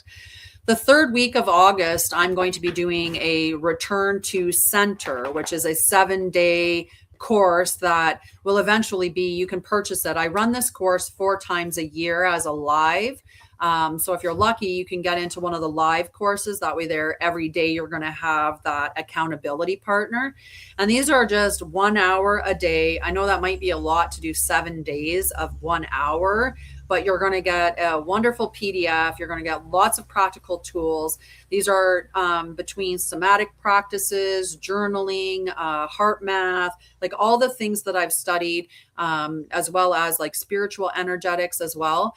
To return you to your center. So you can stay present, you can stay grounded, you can keep access to your clarity when life is not certain, right? There's all kinds of times when things can happen. And the best thing that we can do is stay connected to ourselves and the moments so that we can make clearer decisions rather than becoming triggered and into, our reactionary spaces where we maybe are not making the best decisions.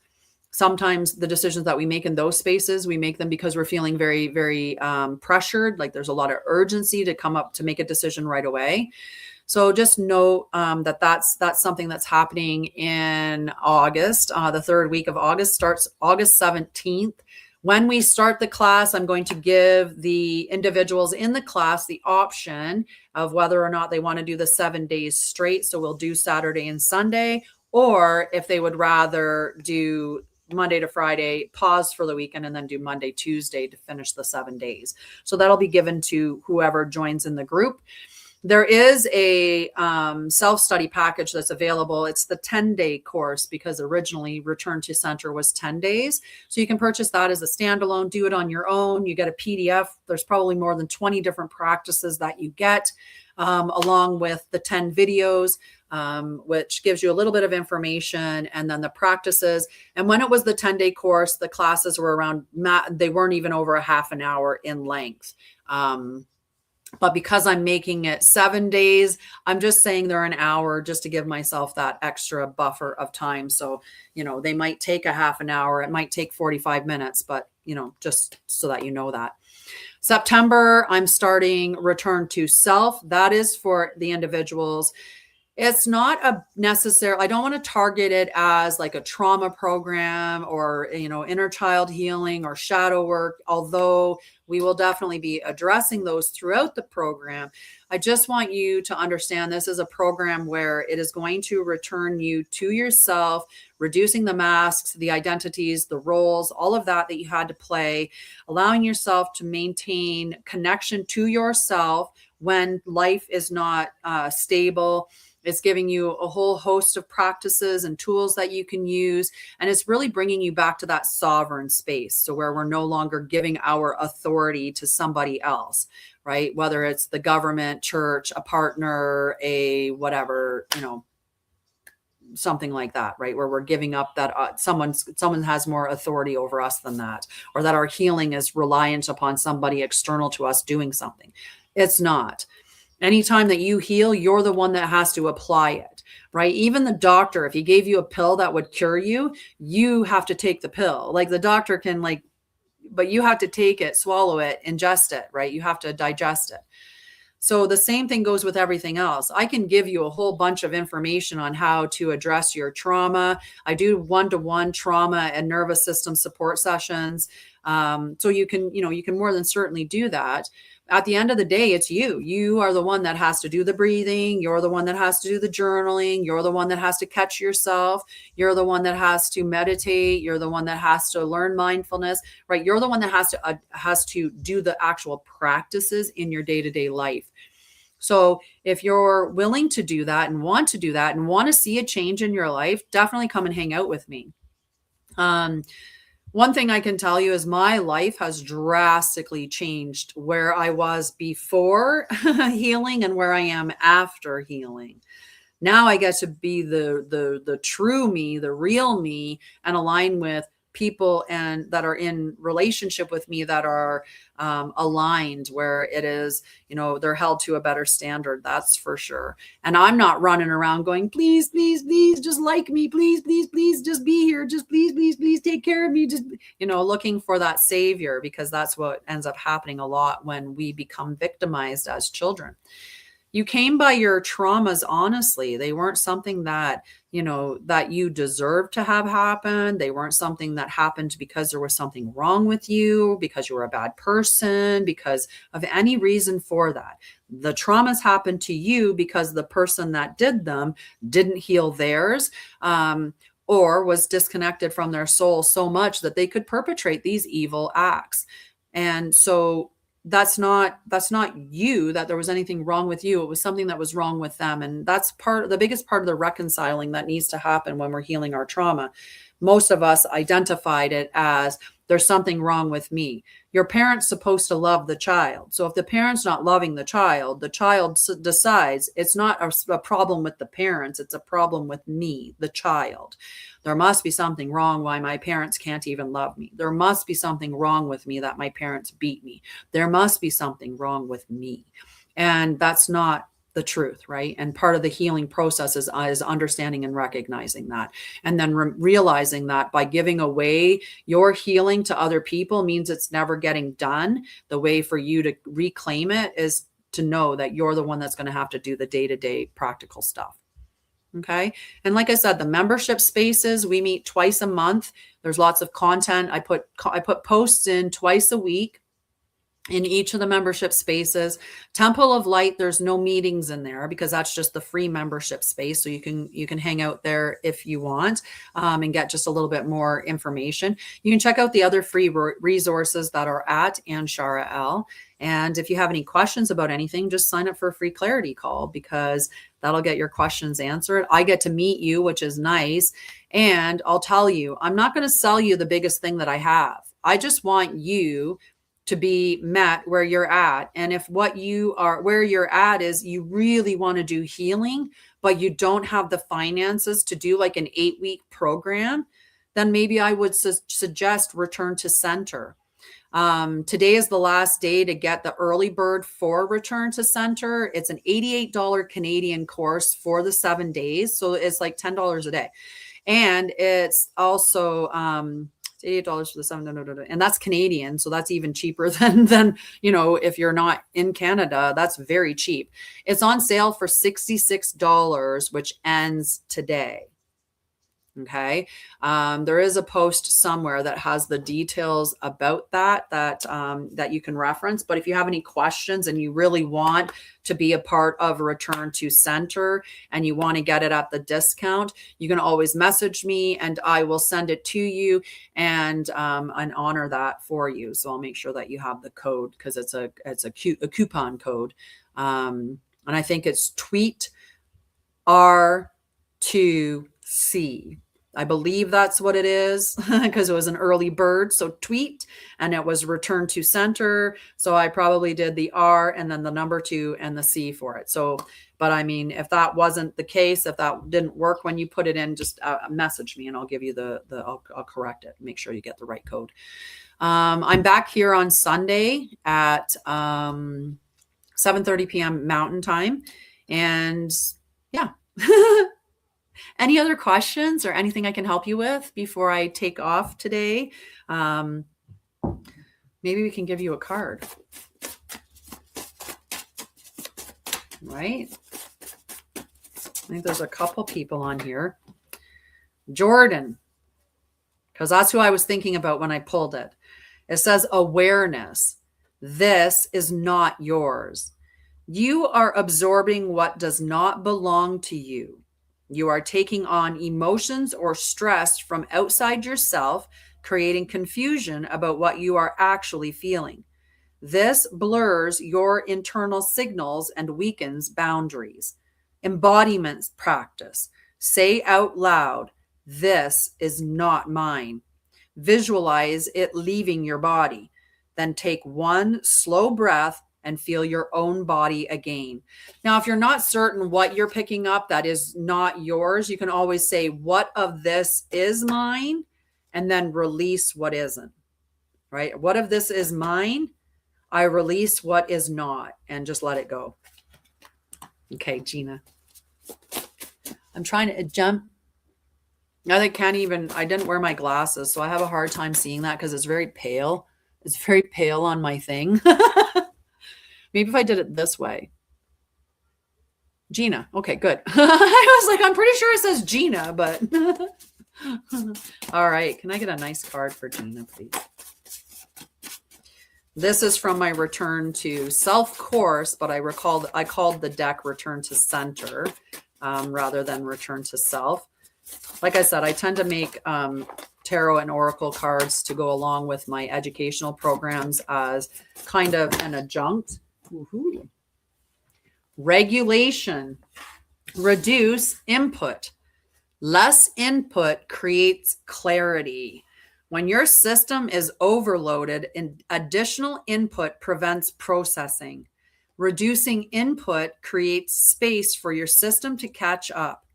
Embodiment practice. Turn off all external input. Sit in a quiet environment for several minutes. Sometimes we don't realize that. We don't realize how these subtle energies are pulling on us all the time. If you're in a room and within that room, say you've got Wi-Fi, you've got Bluetooth, you've got radio waves, you've got all the waves. So those are things that you're not even seeing, but they're affecting you.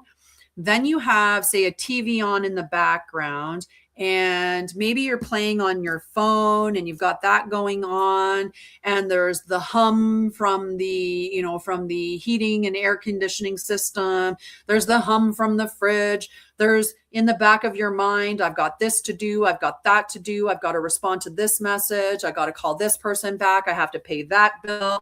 This thing's coming up, that thing's coming up. Oh my God, how did that go? That thing that's passed, and what did, so those are all different ways that we are being overstimulated in our environment. There's a constant pull at our attention for something.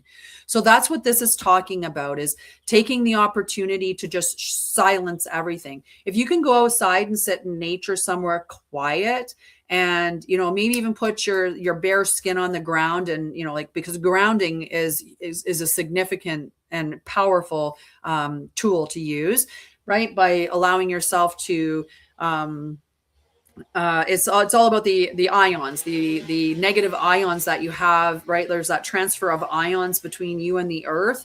It's no different than, you're carrying around like negativity, and you just kind of need a lightning strike to kind of like balance it all out again. Same thing. Go put your feet on the earth, go ground in nature, and just sit in the silence of it all. Turn your phone off, or leave it in the house, or leave it somewhere, and just be in that silence for a little bit. Try to find at least 5 minutes a day that you can spend in silence without anything pulling at you. Okay? And see how that helps you. Is there anyone else that's on that wants a card before I go? Hi, Timothy.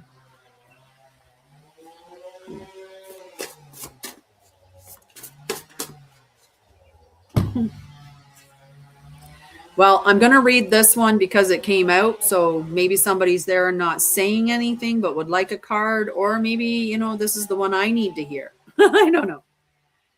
You are overstimulated. So it really comes on the heels of the last card that we had. Your system has taken in too much. What is coming in is beyond what you can handle. You can't process everything that you are receiving. Perception becomes distorted. Urgency increases, and small things feel larger than they are. Decision quality drops as your system prioritizes speed over accuracy. Embodiment practice. Stop input for 5 minutes. Close your eyes. Put one hand on your heart and one on your sacral, so below your belly button. Slow your breathing and keep your attention on the rise and fall of your breath. Okay? All right. Well, I love you guys, and I thank you so much for hanging out with me on this beautiful Saturday. I don't know, we might be getting some rain coming in here. I think that Alberta was calling for a bunch of rain in the next little bit. So I'm glad that I got to enjoy this live outside. It's my preference. I would prefer to do lives all the time outside. So hopefully my future involves a climate where you can be outside all the time. Or also have to figure something else out. Maybe have just a bigger deck or something. But if you're looking for anything, go check out my website. You can always send me a message, or you can sign up for a free clarity call. And otherwise, I will see you tomorrow night at about 7:30 p.m. Mountain right here. And we'll talk about embodied spirituality and all other things around healing and healing and stuff. All right. I love you guys. I will see you later. I'm going to close this one down now because that person went away first. Love you. I'll see you in the next one. 7:30 p.m. tomorrow, or Wednesday if you can't make it tomorrow. No problem. Love you. Thank you for joining me.